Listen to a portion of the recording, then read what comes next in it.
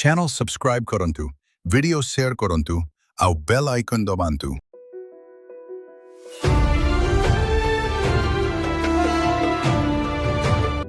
आसंतु आज आमे एपरी एक ऐतिहासिक वार्तालाप विषय जानिबा जहा 1929 मसीहारे होइथिला। एही कथावार्ता केवल मातृत्व लाभ अधिनियम बा मैटरनिटी बेनिफिट एक्ट उपरे सीमित नथिला, बरং एहा थिला दुईटी संपूर्ण भिन्न चिंताधारा मध्यरे एक विराट लड़ाई। सेही समयर कठोर वास्तवता टिके चिंता करंतु तो। आजिर दिनरे शुणिले हुए तो आश्चर्य लागिबो, किंतु सेही जुगरे गर्भवती महिला मानकु दिनुकु लगातार 12 घंटा कठिन शारीरिक परिश्रम करबाकु पडुथिला। सेमानक पानी कर्मक्षेत्र रे टिके भी आराम करिवार सुजोग नथिला, आउ गर्भावस्था को खातिर न करी सेमाने खटुथिले।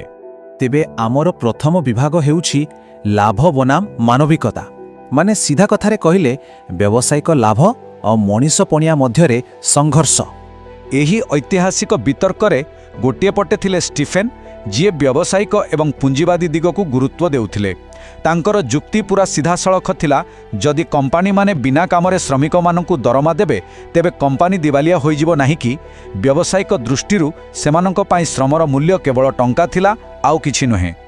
आउ ठीक एठी आसुची सबुठु बड़ जवाब। Doctor B R. आंबेडकर एहार एक जबरदस्त उत्तर रखिथिले। से कहिले जो व्यवसाय रे मानविकता टिकिए भी नाही ताहा तो आर्थिक कथा छाड़ंतु नैतिक दृष्टिरु आगरु ही देवालिया होई सारिछि। बस एई गोटिए कथा समग्र व्यवसायिक ढांचार उद्देश्य को दोहलाई देइथिला। आसंतु कथाटिकु आहुरी सहजरे बुझिबा।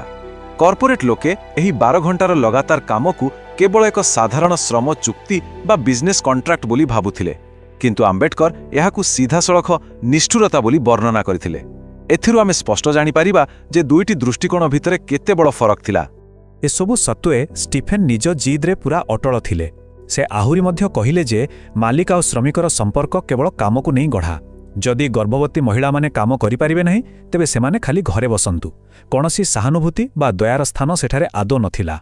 एहा आमकु नै आसे आलोचनार द्वितीय विभागको मागणा अर्थना अवदान। एबे देखंतु पुंजीवादी दृष्टिकोणरू एठारे एक बड़ प्रश्न उठा जाइथिला। स्टीफेन मातृत्व लाभकु एक प्रकार मागणा बंटा जाउथिबा टंका बोली कहिथिले। तांको मतरे कंपानी गुड़िक काहींकि बाध्य होई बिना कामरे महिला माननकु मागणा पैसा देबे। व्यवसाय पई या तो संपूर्ण एक अदरकारी खर्च। तेबे एठारे आंबेडकर जहा कहिले ताहा पूरा दृष्टिकोण को बदलाई देइथिला। से जुक्ति रखिले जे आज्ञा टिके रुहंतु, एहा कोनोसी कंपानीर दया किंबा मागणा पैसा बिल्कुल नुहे, बरं राष्ट्र गठन दिगरे माँ माने करुथुबा एक विराट अवदान प्रति एहा हेउछि देशर सम्मान। देखिले तो किपरि से मागणा दानकु एक सम्मानजनक अधिकार रे परिणत करदेले। से कथाटिकु आहुरी खोलिकी बुझाइले। से कहिले गोटिए नुआ जीवन को पृथ्वी को आनिबा माने देशर आसंता कालीर नागरिक मानकु प्रस्तुत करिबा नुहे कि एहा तो देश पई सबुठारु बड़ काम, एवं एही अवदानर मूल्य कोनोसी कंपानीर बैलेंस शीट बा लाभ क्षति ठारू यथेष्ट अधिक अटे। एइठी आमर एही ऐतिहासिक वार्तालाप एक विराट मोड़ नेउछि। स्टीफेन पचारुछंती, अच्छा जेतेबेले पूरा दुनिया रे एमिति किछि नियम ही नाही एवं अन्य देशरे केही भी मागणा दरमा देउनाहंती, तेबे आमे भारत रे याहाकु काहीकि जोर करी लागू करिबा। आसंतु एबे आगकु बढ़िबा आमर तृतीय विभागकु आधुनिक भारत पई दृष्टिकोण। एही प्रश्नर उत्तर रे डॉक्टर आंबेडकर जहा कहिले ताहा भारत पाई एक नुआ और साहसिक स्वप्न थिला।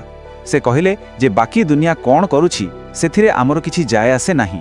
आमकु एही नियम आनिबाकु ही पड़िबो, कारण आम भारत को एक आधुनिक एवं न्यायपूर्ण समाज रे परिणत हेबार अछि।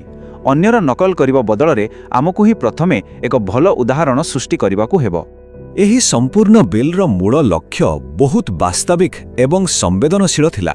कथाटा हेला कोनोसी भी माँ को जेमिति तार निजर बंचिबा पाई खाद्य आउ निजर नवजात संतान मध्यरु काहाकु गोटिए बाछिबाकु न पड़े। मातृत्व एवं जीविका परस्परर विरोधी न होई जेपरि एका सांगरे हाथ मिलाई चली पारिबे। एबे आसंतु चतुर्थ तथा शेष विभागकु मार अतुट मनोबल।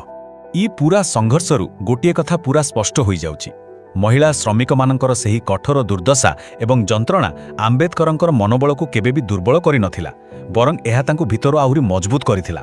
बड़ बड़ कॉर्पोरेट कंपानी गुड़िकर एते विरोध सत्वे मानविक अधिकार पाई लढ़िबाकु से निजर संकल्प को आहुरी दृढ़ करथिले।